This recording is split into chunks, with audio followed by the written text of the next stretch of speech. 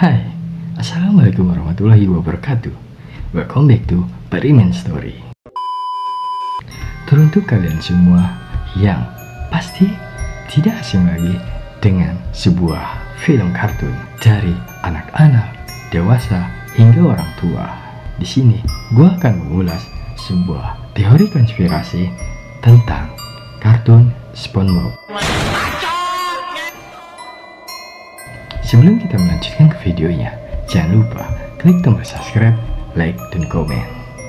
Dan semoga yang sudah subscribe dimudahkan dari segala urusan-urusannya, dan semoga yang sedang sakit diangkat segala penyakitnya.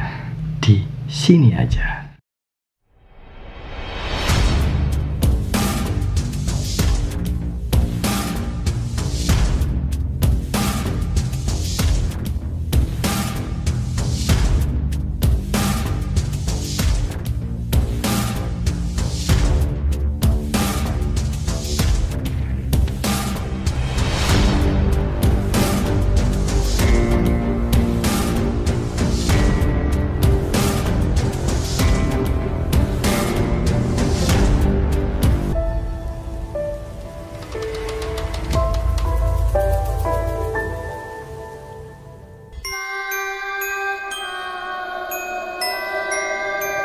Kalian semua pasti kenal dengan karakter kuning berlubang yang lucu dan konyol yang hingga saat ini masih saja di salah satu stasiun TV swasta Indonesia, ya, SpongeBob SquarePants. Pernahkah kalian memikirkan beberapa hal dalam serial SpongeBob yang sangat aneh dan janggal?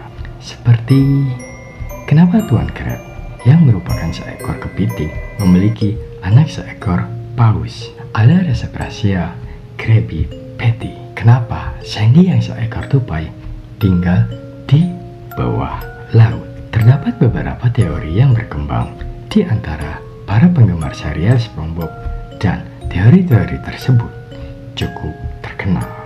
Terdapat beberapa teori yang berkembang di antara para penggemar serial SpongeBob, dan teori-teori tersebut cukup terkenal hingga ada orang-orang yang menyelidiki lebih jauh hingga menganalisis berbagai detail dari serial SpongeBob. Apa saja teori-teori serial SpongeBob yang paling sering dibicarakan?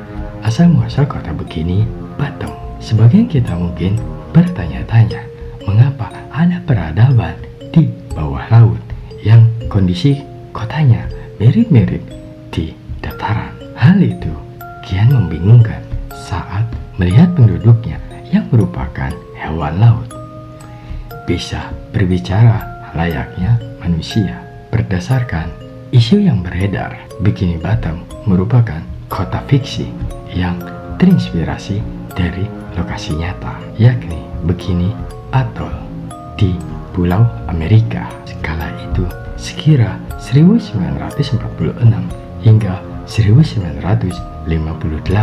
Tempat tersebut kerap dijadikan pusat uji coba 23 bom nuklir. Akibatnya banyak biota laut yang terdampak ledakannya. Itulah mengapa penampilan serta kelakuan para tokoh di serial SpongeBob rata-rata aneh dan sulit diterima akal.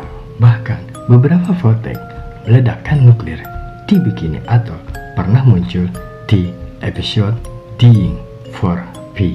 Si pembuat kartun, Stephen Hillenburg, kabarnya sengaja memasukkan unsur tersebut ke dalamnya. 1. Teori serial televisi. Kalian pasti ingat bahwa ada banyak episode yang sangat aneh dalam serial SpongeBob, bukan? Seperti muncul gorila di laut, SpongeBob yang sakit disembuhkan dengan menjadi spong pembersih oleh sebuah tangan manusia. Muncul di hadapan SpongeBob dan Patrick menanyakan tentang pertualangan mereka. Hal ini mengingatkan banyak orang akan menciptakan serial ini. Stephen Hillenburg yang merupakan seorang penyelam yang mendokumentasikan kehidupan di bawah laut. Muncullah teori dari para fans bahwa serial SpongeBob SquarePants merupakan sebuah dokumentasi bawah laut yang sengaja dilakukan oleh manusia. Namun, para karakter dalam serial SpongeBob tidak mengetahuinya. Teori ini ternyata memiliki banyak petunjuk. Selain dari munculnya gorila di bawah laut, kedatangan manusia yang sudah disebutkan barusan, masih banyak bukti yang menunjukkan bahwa teori ini mungkin benar.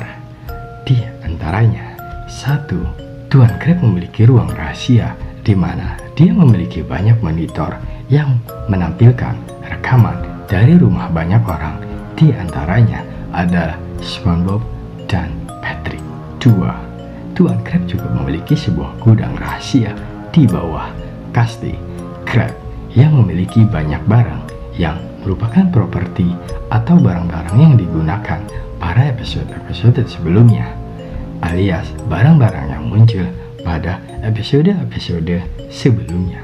3. Neptunus dan keluarganya ganti di beberapa episode. Sebenarnya masih banyak lagi penunjuknya, namun yang paling jelas adalah ada satu episode berjudul Feral Friend, di mana terdapat bulan hijau yang membuat para karakter di serial ini berubah menjadi hewan biasa setelah terkena cahayanya.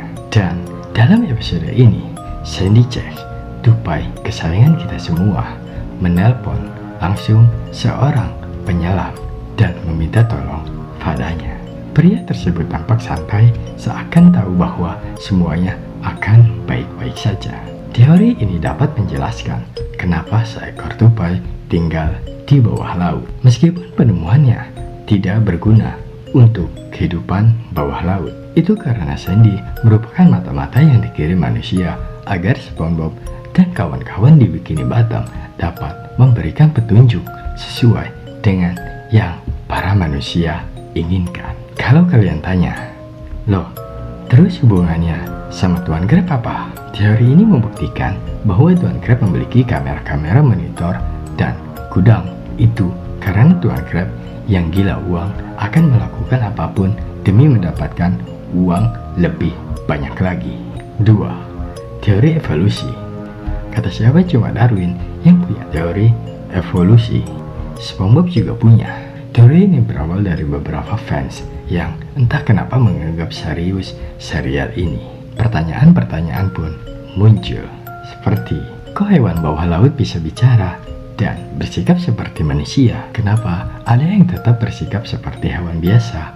Misalnya Gary. Pada SpongeBob Movie terdapat banyak ikan normal dan akuarium di dunia manusia, namun terdapat juga SpongeBob dan kawan-kawan yang bisa bicara layaknya manusia. Kenapa begitu? Jika kalian belum tahu, Bikini Bottom adalah sebuah tempat yang ada di dunia nyata bernama Bikini Atoll, yang merupakan sebuah tempat yang digunakan untuk menguji kekuatan bom nuklir hingga tahun 1946.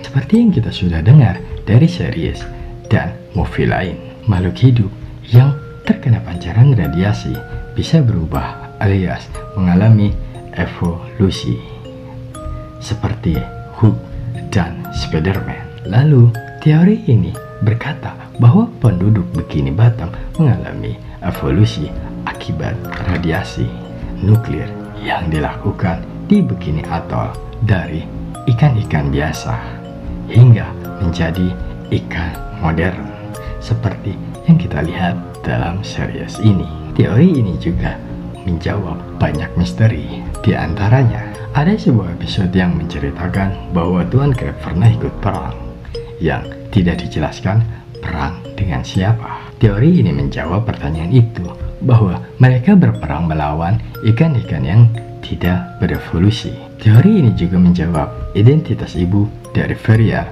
sebelumnya. Di rumah Tuan Crab terdapat sebuah foto yang tergantung di tembok. Foto tersebut memperlihatkan bahwa paus besar dengan kapal kecil yang tampaknya kapal perang Tuan Crab dan kawan-kawan. Tampaknya setelah berhasil mengalahkan Ibu Fair, Tuan Crab melihat Fair yang memiliki tanda bahwa dia adalah ikan yang sudah berevolusi, maka ia pun diadopsi resep rahasia Krabby Patty. Bohong kalau kalian tidak percaya resep rahasia dari Krabby Patty. Sudah siapkah kalian membaca resep rahasia dari Krabby Patty? Dan jangan kaget setelah mendengarnya. Kita semua tahu bahwa Krabby Patty terbuat dari daging. Namun tidak pernah terlihat Tuan Krab melakukan pembelian daging dari manapun. Dari mana asal daging yang dia gunakan? Teori ini menjawab, resep rahasia adalah daging Ibu Feril. SpongeBob adalah anak adopsi. Pernahkah kalian berpikir demikian? Karena saya pernah.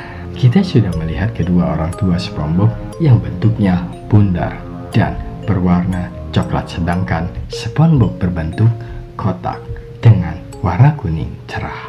Jika mereka adalah orang tua kandung SpongeBob, bukankah harusnya paling tidak salah satu dari mereka memiliki bentuk kotak atau warna kuning? Jika kalian melewati masa SMP di pelajaran IPA biologi tentang genetika, kita pernah belajar tentang perkawinan antara mangga besar pahit dan mangga kecil manis, serta beberapa mangga besar manis yang mungkin didapat. Dalam kasus ini, mari kita anggap bahwa gen warna coklat adalah gen dominan, bentuk bundar juga gen dominan, sedangkan warna kuning adalah gen resesif dan bentuk kotak juga gen resesif. Dengan perhitungan sederhana didapatkan presentasi kemungkinan bahwa kedua orang tua dengan gen yang sama-sama dominan, bundar dan coklat, memiliki anak dengan bentuk kuning dan kotak yang dua-duanya resesif adalah 0,0625%, atau dengan kata lain hampir tidak mungkin. Memang sepupu dan kakeknya SpongeBob memiliki bentuk yang sama seperti SpongeBob. Namun kembali pada pelajaran biologi kita barusan, kemungkinan SpongeBob adalah anak adopsi masih tinggi. Jadi apakah SpongeBob diadopsi? Teori bonus. 3 teori sebelumnya sudah sering dibahas di sana sini.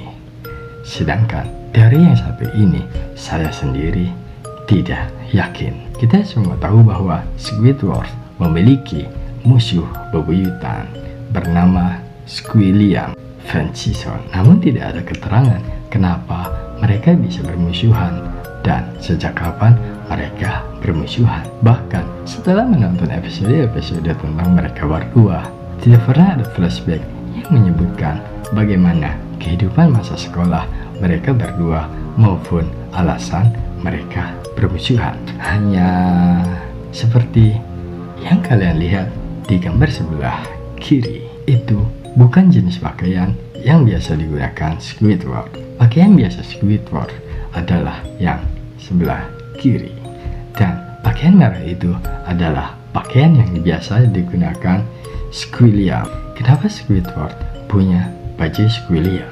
Bagaimana bisa Squidward memiliki baju Squilliam? Jangan-jangan.